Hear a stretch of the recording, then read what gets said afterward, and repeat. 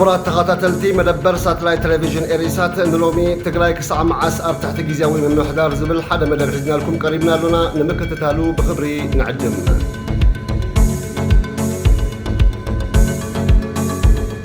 ፌደራላዊ መንግስቲ ኢትዮጵያ ብዛዕባ ምንዋሕ ዕምሪ ስልጣን ግዝያዊ ምምሕዳር ትግራይ ኣመልኪቱ ብሕወሓትን ዝቐረበ ተቃውሞ ብወግዒ ምላሽ ይብሎ።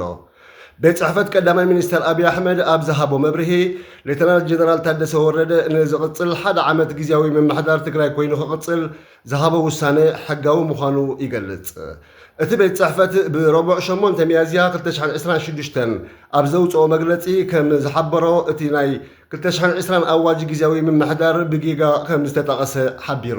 ሓላፊት ሰክሬታርያት እቲ ቀዳማይ ሚኒስተር ብሌኒ ስዩም ብኣና ዝተፈጸመ ናይ ኣጠቓቕሳ ጌጋ ስለ ዝኾነ ክእረምዩ ኢላ። ቤት ጽሕፈት ቀዳማይ ሚኒስተር እቲ ነቲ ኣብ እዋን ኩናት ብዶክተር ሙሉ ነጋ ዝምራሕ ዝነበረ ግዝያዊ ምምሕዳር ንምምስራት ዝወፀ ኣዋጅ ብስምምዕ ፕሪቶርያ ከም ዝፈረሰ እዩ ዝገልጽ። እዚ ሕጂ ተወሲኑ ዘሎ ምንዋሕ ዕድመ ስልጣን ፕሬዚደንት ግዝያዊ ምምሕዳር ሌተናንት ጀነራል ታደሰ ወረደ ድማ በቲ ኣብ 2023 ዝወፀን ኣብ ዝሓለፈ ዓመት እቲ ጀነራል ዝተሸመሉን ሓድሽ ሕጊ መሰረት ምዃኑ የረድእ።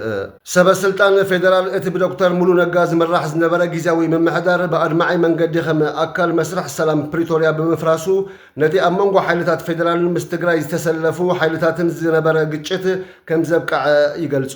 እቲ ሕጂ ብሌተናል ጀነራል ታደሰ ወረደ ዝምራሕ ዘሎ ምምሕዳር ከዓ ብእዋናዊ ሕጋዊ ኣመዳድባ ዝተሾመ ስለ ዝኾነ ንተወሳኺ ሓደ ዓመት ዕድመ ስልጣኑ ንምንዋሕ ሕጋውን ምኽንያታውን ምዃኑ የብርሁ።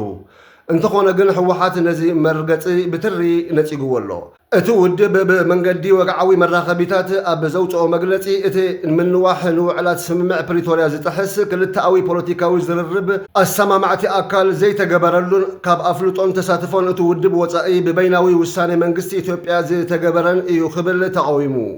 ምንዋሕ ዕምሪ ስልጣን ግዝያዊ ምምሕዳር ትግራይ ስቃይ ተመዛበልቲ ተጋሩ ንኽጋደድን ኣብ ኢድ ወረርቲ ሓይልታት ዘለዉ መሬት ትግራይ ንኸይምለሱን ጽልዋ ከም ዘለዎ ዝምጉቱ ኣለዉ። ሕወሓት መንግስቲ ፌደራል ንኣፍልጦቱ ውድብ ዘይምልሶ እንተኾይኑ ኣወዳድብኡ ናብቲ ቅድሚ ኩናት ዝነበሮ ክምለስ ብምግባር ብኩናት ንምግጣም ይዳሎ ከም ዘሎ ብመንገዲ ማሕበራዊ መራኸቢታት ዝቐርቡ ዘለዉ ሓሳባት የመልክቱ። እቲ ምንዋሕ ንሕወሓት ጥራይ ዘይኮነ ንሰበስልጣን ኤርትራ እውን ኣቆጢዕዎም ከም ዘሎ ይግለጽ። ገለ ርእይቶ ወሃብቲ እቲ ስጉምቲ ኤርትራ ምስ ሕወሓት ጽምዶ ብምፍጣር ኣብ ትዋሳኣሉ ዘላ እዋን መንግስቲ ኢትዮጵያ ንትግራይ ብምድኻም ንኤርትራ በቐሊሉ ንምቁፅጻር ዝገብሮ ዘሎ ሽርሒ ምዃኑ ይሕብሩ።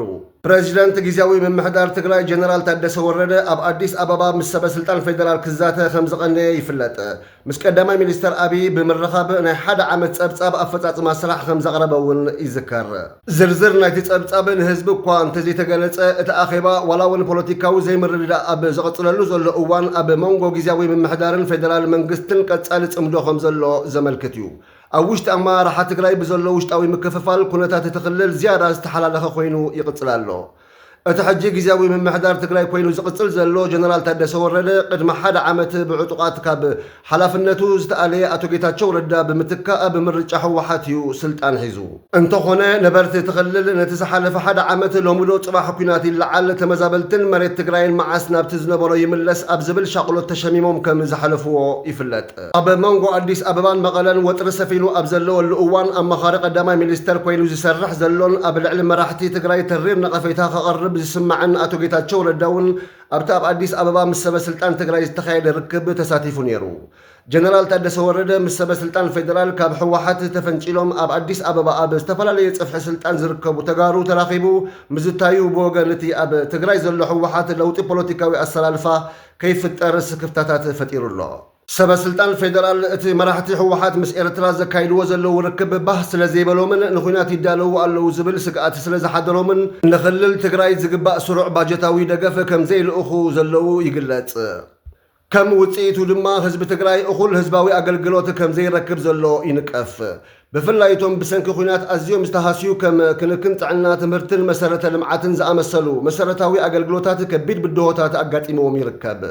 ኢትዮጵያ ኣብ ዝመጽእ ጉንበት መበል ሻውዓይ ሃገራዊ ምርጫ ንምክያድ ኣብ ትዳለወሉ ዘላ እዋን እታ ንልዕሊ 6 ዓመታት ኣብ ሃገራዊ ባይቶታት ውክልና ዘይብላ ዝጸንሐትን ብሰንኪ ኩናት ዝዓነወትን ክልል ትግራይ ሕጁብን ካብዚ ሃገራዊ መስርሕ ወፃእያ ዘላ። እዚ ቀጻሊ ምግላል እዚ ድማ ኣብ ዲሞክራሲያዊ መስርሕ እቲ ሃገር ብዛዕባ ፖለቲካዊ ውክልናን ሓቋፍነትን ስክፍ ክፍታታት አበጊስሎ በሐፈሻ እቲ ፌደራል መንግስቲ ሂብዎ ዘሎ መልሲ ምንዋሕ ዕምሪ ስልጣን ጊዜያዊ ምምሕዳር ትግራይ ኣብ መሰጋገር እዋን ምርግጋእ ንምሕላው ዝውሰድ ሕጋውን ኣድላይን ስጉምቲ ምዃኑ ዘጉልሕ እዩ።